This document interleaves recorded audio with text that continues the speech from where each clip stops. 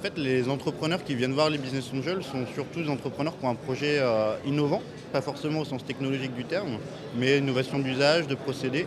Et donc, ce sont des entreprises qui ont généralement un taux de croissance sur les premières années au niveau du lancement assez important.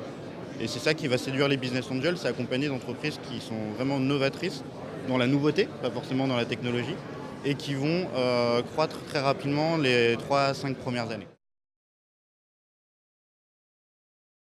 Alors nous, les business angels, en fait, généralement interviennent au moment du lancement de la commercialisation du produit ou du service.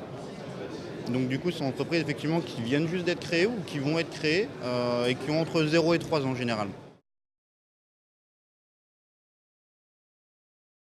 Alors les business angels, pour les résumer leur définition et leur action, je résume toujours ça par le triptyque des 3 C, capital, compétences, contact.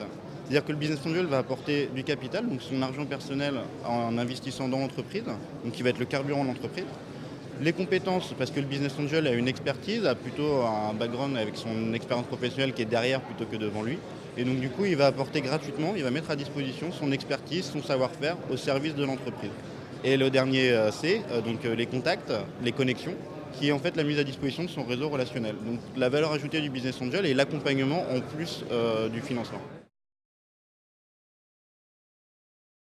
Alors, la relation, elle se fait au quotidien, puisque le business angel, en fait, est co-entrepreneur aux côtés du fondateur ou de l'équipe fondatrice.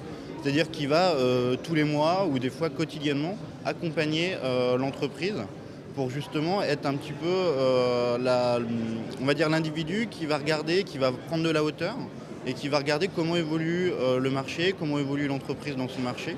Et donc, à partir de là, l'entrepreneur a juste à se concentrer sur le développement de son business. Alors en fait, les business angels, ce qu'il faut savoir, c'est qu'ils interviennent de manière minoritaire dans le capital de l'entreprise. Donc ils prendront en fait jamais plus de 33% de la prise du capital de l'entreprise, pour la simple et bonne raison qu'on souhaite que l'entrepreneur ait totalement la main sur son entreprise, dans la prise de décision, dans la gouvernance, pour éviter justement que l'entrepreneur parte et laisse l'entreprise. Les business angels ne sont pas là pour prendre la place de l'entrepreneur, ils sont là pour l'aider. Et donc c'est pour ça qu'on fait toujours attention, on prend en moyenne entre 20 et 25% du capital uniquement.